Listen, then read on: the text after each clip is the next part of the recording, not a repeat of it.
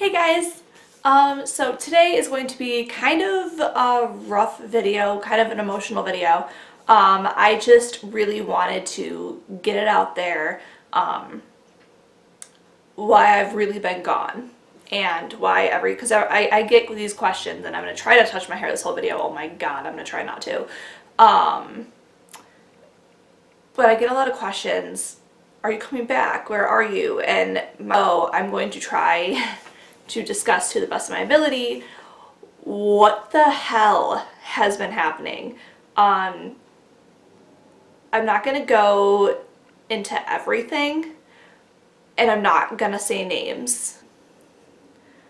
And if you have any other questions during the video, please leave a comment, or if you are ashamed to leave a comment or you are scared to leave a comment, message me through Instagram or Snapchat me or something and let me know. All of my social media is my username on here. It's my YouTube channel name, Jessica Makeup. All my everything, all of my social media is that. So if you have any questions on that, I can go further into detail as much as I can about something. But okay, so as you guys know, I moved out of my apartment in September, and I got, that was a really long-term relationship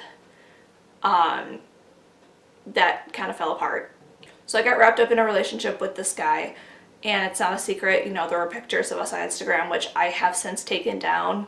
I have taken down every photo, mainly because I don't want people to go at him, and I know that there are people that would go at him and would go after him for everything. But I have no ill will towards him. I hope he, is happy and he finds happiness. Just sadly, it wasn't me. When I met him, I basically stopped. I met him about a year ago. I stopped making videos. And I stopped journaling. I stopped being me, basically. I was mind games. I was tricked. I was trapped basically into something, and there was so many red flags that I just didn't see, and you need to my gut was saying, wow, he's so good, and my gut didn't see it. Like, how you have like a gut feeling if someone's bad? I didn't see that. Like, I was literally blinded by how much this person loved me, and it was like, wow, holy crap, this is what love is like. This is what real love feels like.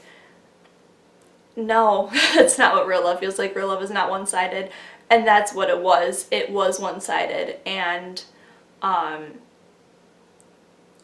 there was a lot of issues, and I like to call it an MAN relationship, manipulative, abusive, narcissistic relationship. That does not mean physical abuse.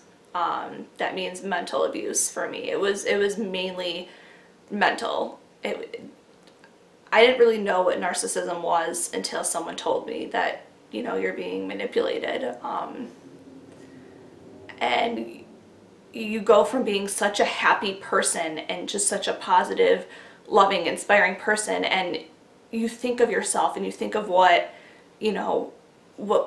people think of you. And I remember, like, the first thing that that he told me was he was inspired by me. He was inspired to that I had done such good things in my life, and that YouTube has brought me so much joy, because I was bullied so bad in high school. I wasn't treated right in high school. I was bullied horribly by the popular girls. I didn't have straight hair. I didn't have name brand clothing. I was just trying to get through it. So YouTube was my outlet when I graduated. And he told me that I inspired him. Okay, well, we had a lot of fun, but there were so many fights, so many times that, and he lives an hour and a half away from here. So we were about 80 miles apart, which is the only saving grace I have right now. Because when you're trying to get over somebody, you're trying to get through a narcissistic relationship, you want that space, you want the distance, you don't want to run into them or their friends. And here, I know I'll never run into him. I know I'll never run into his friends. He had roommates. The first set of roommates didn't like me. I mean, they said that I was too upbeat and loud and obnoxious, but that's just me. And he never complained about that to me. He never said that you're too obnoxious, you're too loud. That's just me as a person. I'm a very happy, hyper energetic person. I love life. And I had never drank anything other than wine before I met him. And I know that doesn't, seem like much, but I just wasn't a drinker. I took my first shot with him, meaning like a shot of alcohol. Clarifying that. I, drank a lot. I drank a lot when I was with him, and that wasn't me before. He drinks a lot, he claims that's his one vice. I think it's one of the biggest vices that killed us. But yeah, his one roommate, was a guy and a girl. They, the girl was my friend, kind of. She was, not really the best person, but, she was on my side most of the time. She would tell me, hey, he's cheating on you, hey, he's cheating on you, don't come out here, this and that. And he never stood up for me. So all these people that were at his house, all these parties and everything, he never stood up for me. And they didn't like me, and he's very persuasive, or very persuaded. He is definitely not a leader. He is definitely a follower. He wants you on his team. He wants you on his side so that he can boss you around, but it ultimately is a follower. If he doesn't have his groupies, he is nothing. So it's one of those people where, like, if you don't have this person, like if he didn't have these people to boss around or have them buy him free beers and stuff like that, he wouldn't be anything. That's that kind of person. Like me, I have my friends, but they're not like that. We help each other out. If anything, I'm walked on by my friends because I do too much. But he always said, you have really good friends, and I really do. And my friends would never, they didn't like him at all. None of them did from the beginning. They knew, and even though I was like, oh my God, he's such a great guy, you guys, he's so good, none of them wanted to give him a chance. And my best friend in the whole world even said, I don't want to meet him. I don't want to give him a chance. And I was like, are you freaking kidding? I was so mad at her, and I never said anything, but I was really angry. It was my fault. It was my fault. And granted, it wasn't healthy. It wasn't good. He changed me entirely from who I used to be and from the happy person I was. And I don't think that you could ever fully recover from something like that super quickly. And, vice versa. Maybe I wasn't the right person for him. Maybe, I had red flags myself that he should have caught. And, I don't know, but over there, stupid as it sounds, I went over there, hung out with him for his birthday because I didn't want to be mean and he wanted to see me. And, kind of basically kicked me out and lied. Basically, our whole relationship was based on lies. He was going to bars I didn't like him going to. He was drinking a lot. I found him lying all the time. I knew where he was, but he lied about where he was. And then he lied about his birthday night and what he was going to do. And I kept believing him. And most people at this point are like, girl, get out, like screaming at me, girl, get out. And my friends are being so good. Like, my friends are literally letting me knock on their door at 4 o'clock in the morning, 3:30 in the morning, 3 o'clock in the morning, 2:30 in the morning. I need to stay here. Okay, come on in. That's how my friends are. They don't care. This was multiple friends. They don't care. They're there. They let you in. Like, that's the kind of friends I have. They let you in, no matter what time of night it is. I would leave and I'd drive that freaking throughway an hour and a half there and back all the time because I had to get out. And, you know, the lying became so intense, and I couldn't handle it. I couldn't handle it. And he would cry and say he's sorry and this and that. And, oh, I'm so sorry. I won't do it again. And you believe it. You listen. You think, okay, this guy can't do anything wrong. This guy is amazing. This guy's perfect, you know, whatever. He made you believe how much he loved you. And he would turn it around on you. Like, oh, you don't want to believe me? Fine, don't believe me, you know, whatever, Jess. I'm just trying my best to love you. And then it's on you. Now it's no longer his fault. Now it's your fault again. And you have to kind of win him back. So that's what happened. And then after his birthday night, a lot of crap went down that night, and I, you know, tried to call him, and, you know, people answered, and, you know, people took his phone all the time and said really nasty things to me, because his phone's not locked, and neither is my phone. So his phone's not locked.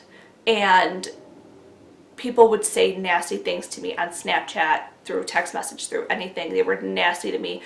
And he didn't know other people had his phone. Didn't know. I don't know the real story, obviously.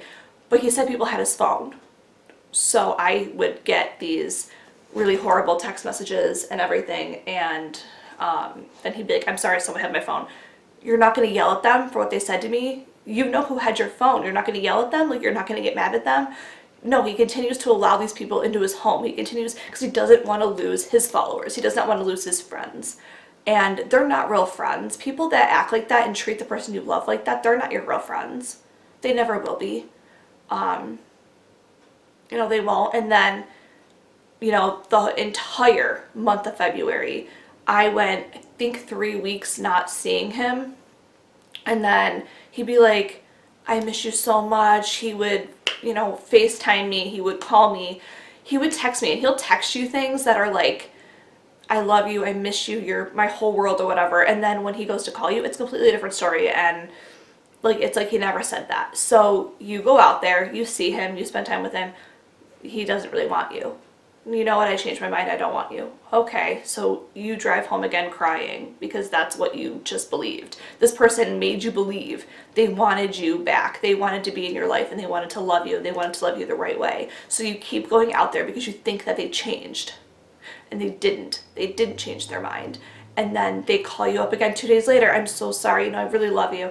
And you don't give in right away. And then it's your fault that you don't give in right away. So that they keep hounding you and hounding you on Snapchat, on Instagram, they keep trying to follow you on Instagram, and they're like, you did this, you ruined us, this was your fault, and they're driving this into your head, and then you think, okay, you're right, I'm sorry, let's make this work. And so then they say they want to make it work, you go back out there again, same shit. You have a great time, you have fun, you watch a movie, you go out, you do whatever, and then they go, you know what, it's not the right time.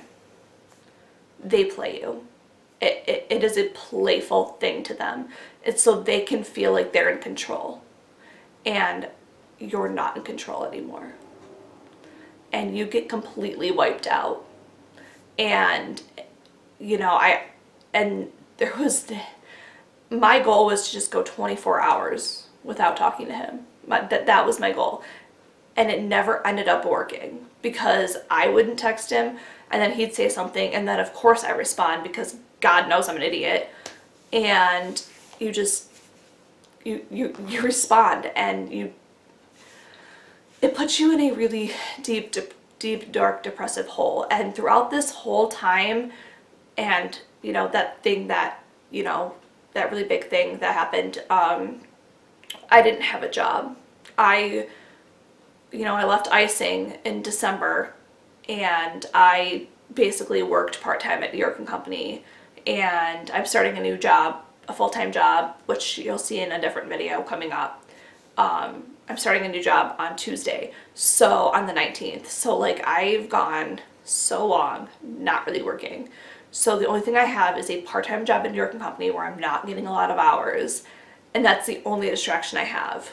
And it sucks because everybody there is like my friend, so they know everything. So I'm free to show my emotion there because they're all family to me. So it's not like it's a real distraction because we talk about it and they help me through it, but it's not like a real life distraction.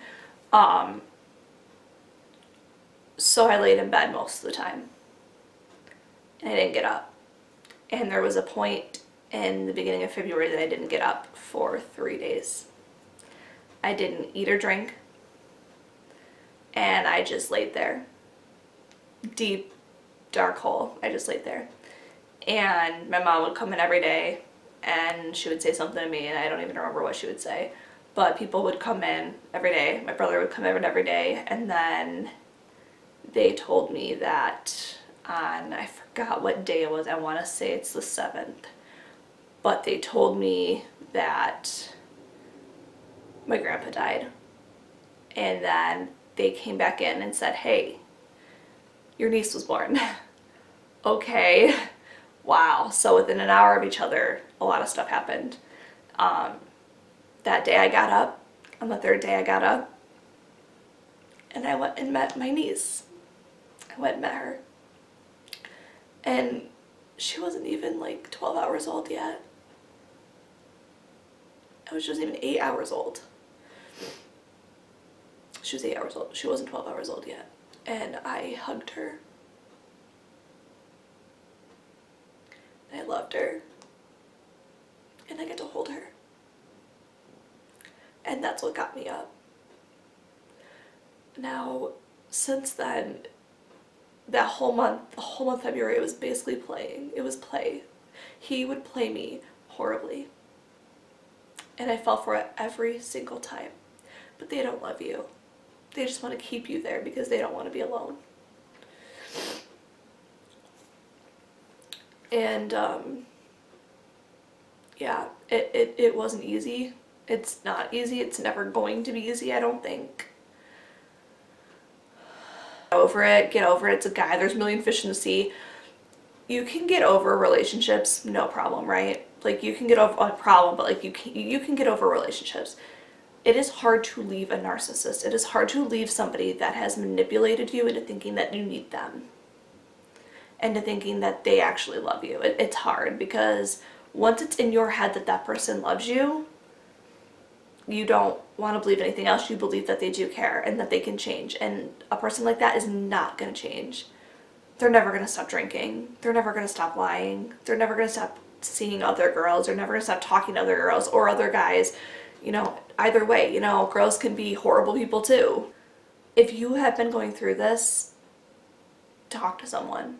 Talk to someone you trust, whether it's a friend or a family member or a therapist or someone. Talk to somebody because you're not alone. And it feels like the most alone feeling in the world. And I'm still sad about this. I still get sad about this daily. It's a daily struggle not to talk to him. It's a daily struggle not to give in. And I couldn't just jump right back onto YouTube and jump back onto making videos if I didn't say this, because this has been internal struggles for so long. Like, you feel like you have no worth. This person makes you feel like you have absolutely no worth. And it could be a family member, like a mom, a dad. People go through relationships like this constantly, and it's not just boy girl. It can be girl girl, guy guy, girl guy. Like, girls can do this. Like, it can be a brother sister thing where you are terrible to each other. It could be like a family thing. It could be a friendship thing. Like, you just never know. And yeah, like and it does get better. It does. I know you're gonna feel like it doesn't, because I felt like it wasn't. When to go through what I went through, or allow yourselves to go through that. You know, if you have people that are willing, and your friends are sitting there telling you, like, the people that know you best, they don't want you to be in that position, don't be in that position. Don't put yourself in something that you can't get out of, that you're not going to be okay with again. Because the amount of stuff that happened that I can't actually talk about, I can't talk to you guys, I can't openly tell you. It's hard.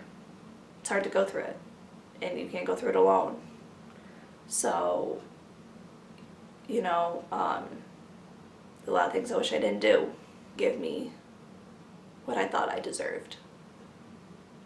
God did not sit there and give me him back when I begged, when I asked, when I cried, and I said, come back, you know, we can try it again. God didn't, I prayed to God that he would, you know, be a better person.